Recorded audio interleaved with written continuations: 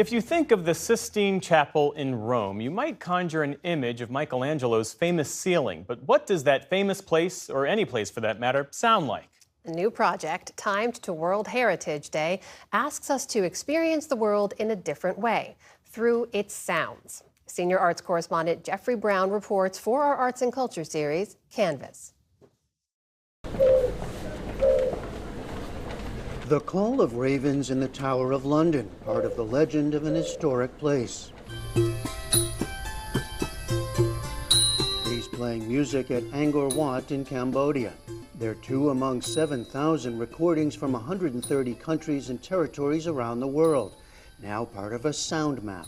The project, called Cities in Memory, was created by sound artist Stuart Fowkes. It's about trying to create, in some ways, a new way of listening to the world. So I'm hoping that when people come to the sound map and listen to some of the sounds on Cities in Memory, then maybe the next day when they're heading off into the metro or for a walk in the woods, maybe they take their headphones off and they just listen to that world, the world around them a little bit more closely than they might have done the day before. Fowkes, based in Oxford, England, collects his own audio recordings in the field and solicits sounds recorded by people all over the world.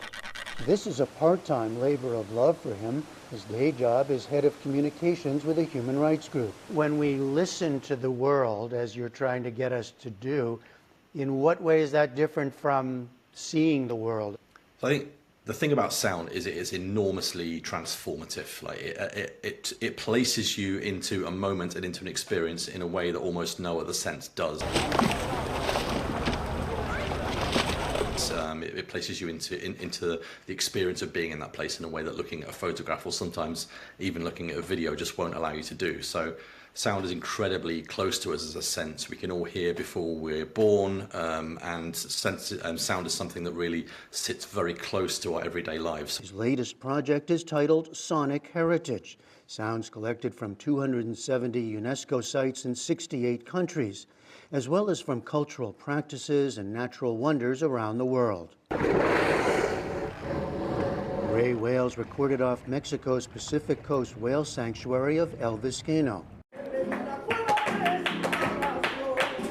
From southern Spain, the song, guitar, and dance of flamenco.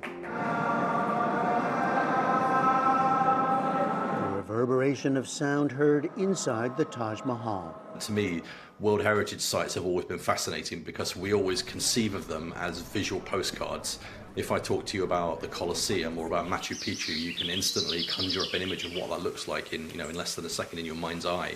But if I ask you what that sounds like, that's another question. Sound is such an immersive sense that you're kind of missing out on half the picture by just regarding these sites as postcards. You're missing out on half the experience of being there, and I think that's what sound brings to the picture. There's also the impact of people, us, especially through the growing problem of over-tourism. At the Sistine Chapel in Rome, a murmur, building to the clatter of hundreds of tourists, then the sharp cry of a guard. There is a real surprise in how some of these sites actually sound. Some of that is related to the natural acoustics of the space, and some of it is related to the sheer amount of people that are being crammed into that space. And I think this project doesn't just aim to highlight the beauty of some of these sounds, for example, the natural soundscapes or the sounds of amazing bells or prayers. It also seeks to highlight some of the ways in which the presence of tourists affects those spaces through sound. In every case, the field recordings are also given to artists and musicians around the world to remix, or in Fowkes' word, reimagine something new. First, a recording of craftspeople in Ghana weaving traditional kente cloth. Next, the reimagining of that same recording.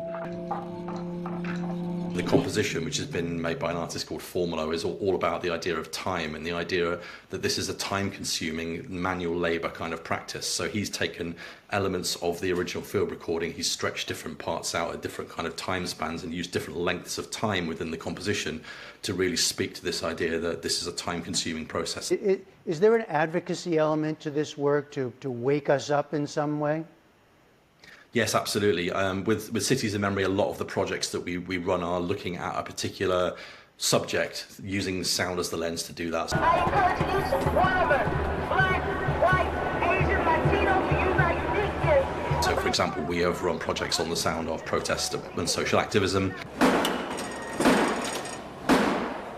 There have been, last year we ran a project called Migration Sounds, which is on the sounds of human migration, so reframing the idea of migration through sound.